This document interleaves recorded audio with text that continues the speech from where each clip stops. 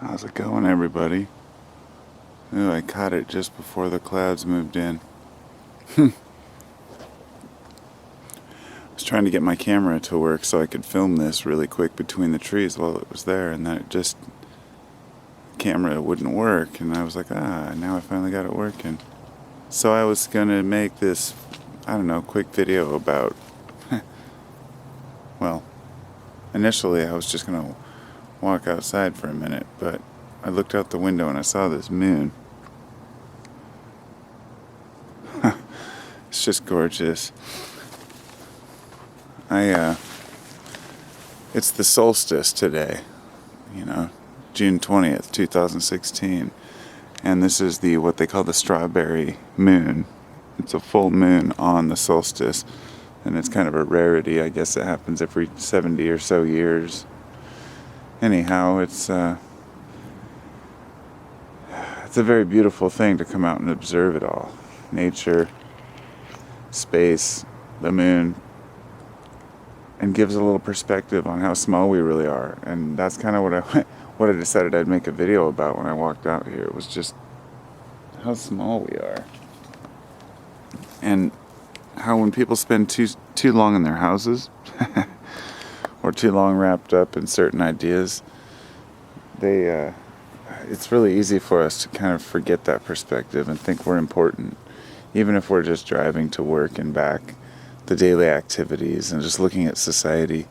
And perhaps you think that you have a little more clout than other people, or a nicer car, or a bigger house, but in the end you realize you don't have anything unless you have everything without material. So that means, I guess, being able to embrace the smallness of it all. See how I could better word that? And pause to vape here. The nature that we consider ourselves so small, yet we're told that we need to see ourselves as big, as we're huge parts of the universe, that we're these powerful creatures. And I think in a way that's true. But I also think that we shouldn't lose sight of the fact that by seeing ourselves as nothing but dust, it's a very empowering feeling.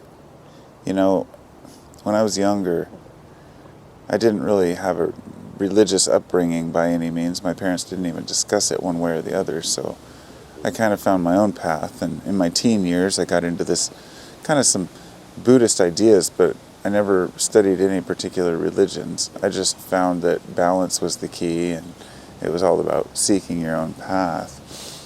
And as time went on, I started to kind of wonder, what else is there? What should I be doing? Should I be spending my time here on earth doing a particular thing? Is there a reincarnation? Is karma true? And if so, is it life to life? And should I practice a certain way in this life? And I was convinced for a while that the best way to live, and I still believe this to an extent, that the best way to live is to create a bubble that works for you as far as what you believe spiritually, and to just keep it to yourself and let it work for you. In other words, if you have to push your views on everybody and get everybody to agree with you, then it's hard to hang on to that, because that doesn't have a strong enough foundation. I believe that whenever it seems like somebody argues something, it's because there's a fault with either the belief system or the person. In other words, if it's the person, it's because they're not sure they believe something. So they're trying to convince themselves by convincing others. Then there are the other people who are so sure of what they believe that they want to show others because they believe that it's part of the teaching of their belief to convince others to believe it as well, such as Christianity and Islam. And that's conversion. And that's a very difficult thing for a lot of people to get over. And, religion, conversion. And ultimately, all people that I've met who are Christians who have tried to convince me or convert me, they all mean well. I know that. And I don't hold anything against them, although I maybe did when I was much younger. I've come to terms with the fact that none of us really know, and it's okay to not know. And it's also okay to know that you may be nothing but stardust. I thought about it last night. I have these flashes, these ideas in my head, and I try to think, and this is what's important to me, is trying to not convince anyone, but express to people in layman terms what I'm thinking. Because I've heard 1,000 guys out there talking in fancy philosophic language and, speaking about existentialism, which a lot of people don't study epistemology and the semantics of wordplay. And some people are very intelligent, and they use that intelligence as their crutch rather than being just a strength to use to better converse, if that makes sense. So their intelligence is what they use as their gauge for how right they are in a discussion. And I just laugh those folks off, of course, Those are the guys who say it's all about accepting people. By the way, you misspelled a word, the grammar Nazis out there. But fortunately, I don't have to deal with grammar Nazis because I have damn good punctuation in English and grammar. I mean, it's always been one of my strong points.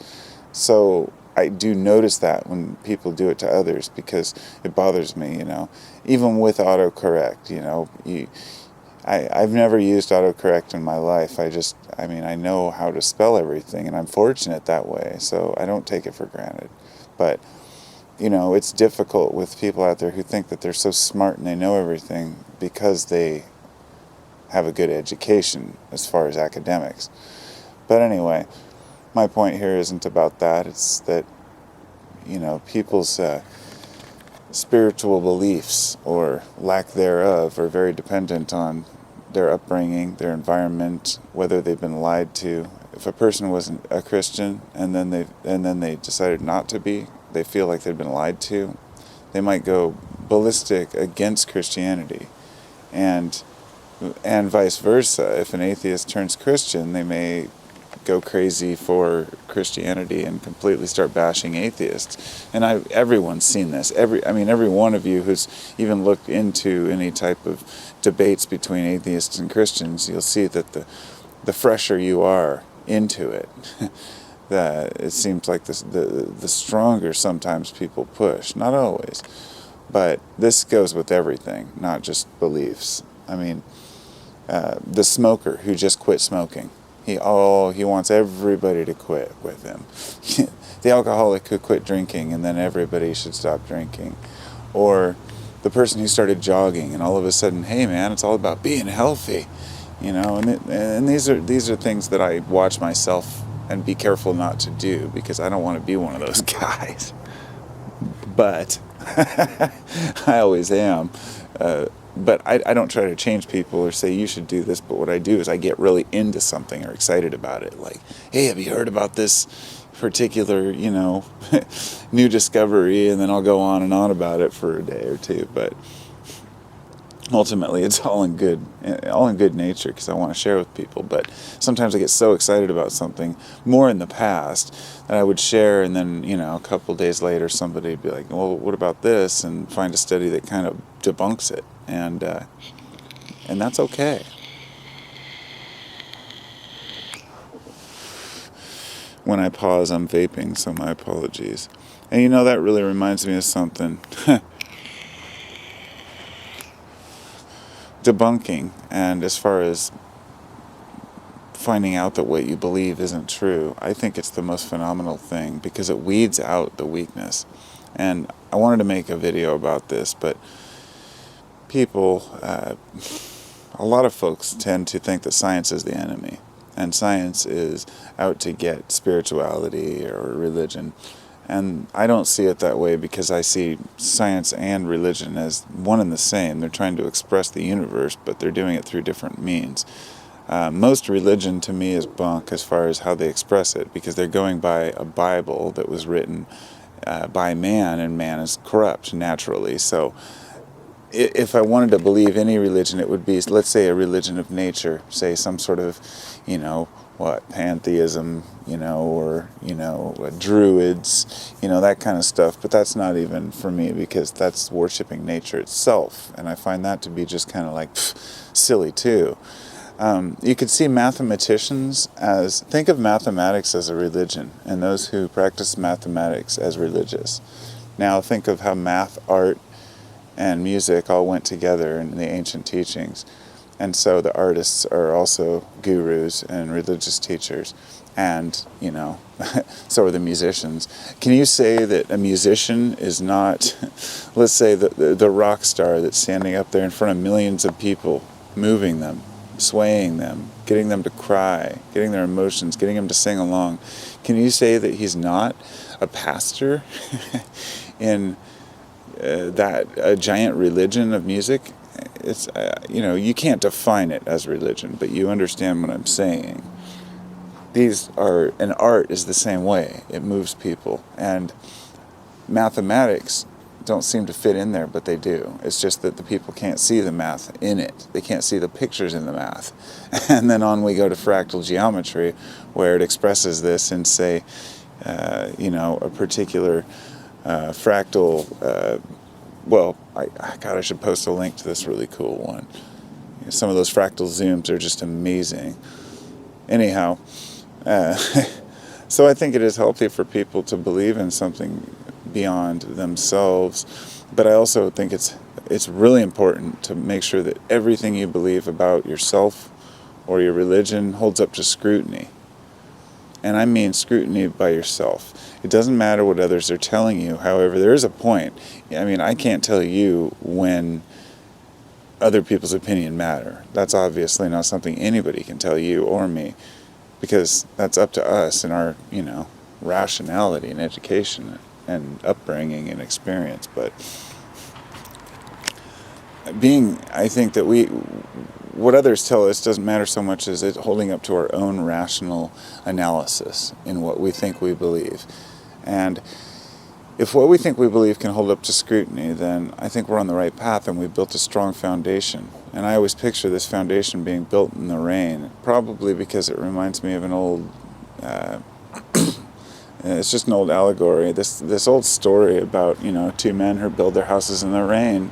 They both come in, and I can't remember it right now, but to the effect of the one man builds his house really quickly and his family's able to get in there and get dry, and he's kind of laughing at the other guy who spends all winter long on his foundation, and then the next summer he finally finishes it.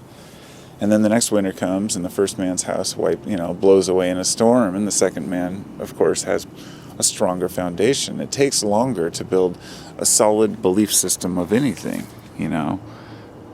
And that means it has to hold up to scrutiny. That means that people have to be willing to say, okay, people who are having seizures aren't possessed by the devil. They were having seizures because they were epileptics. Okay, now this is a fact. These are things that happened. Or, entire places that were possessed, entire towns, they may have had ergot poisoning from the wheat. And these are facts. These are things that happened.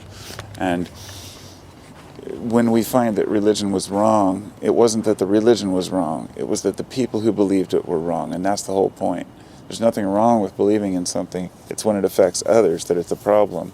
And beliefs have always been forced down each other's throats merely because we cannot stand to think that others don't believe what we do, because it casts a shadow of doubt in our own hearts. And I don't know how else to explain it. I might be completely wrong in a lot of accounts, but other than it saying in the Bible or in the Quran or elsewhere that everyone should believe this or everyone should do that, I think there's more to it. I think it's more of a xenophobia, a fear of other cultures, such as when Christians, propose, hey, we're the majority, and in this country I think it was 78%, 79%, and now it's down to, I believe, 72%. But worldwide, it's only like, 15% or less. I can't even remember, but it's not a significant margin, but it's a huge difference between the U.S. and elsewhere. And we have a false image of what's really going on out there and what people really believe. But, I think there's far too much there's not enough questioning ourselves. Whenever I go out there and I say something like, hey, there's more to this world or this universe, when I'm sitting here looking at the moon like this and feeling small yet feeling large, it's like I'm right there. I realize, and this is where I kind of left off earlier, I walked out and I thought of how small we are, and then I thought, but even our sun's going to crumble. Every star out there is going to dissolve. The Earth, is 3.5 billion or 3.7 or 4.7 billion years old. And the universe is what? 14.7 billion years old. So imagine how many solar systems and galaxies could have come and gone in the time before our sun was even a pipsqueak of an idea. And many, many cultures, civilizations, and lives could have gone for a long time before us. And since everything will return back to nothing, and everything came from nothing, then it's okay to stand back and see how small we really are, and to embrace that, because it makes the most of the life we have now. Have a good night, everybody.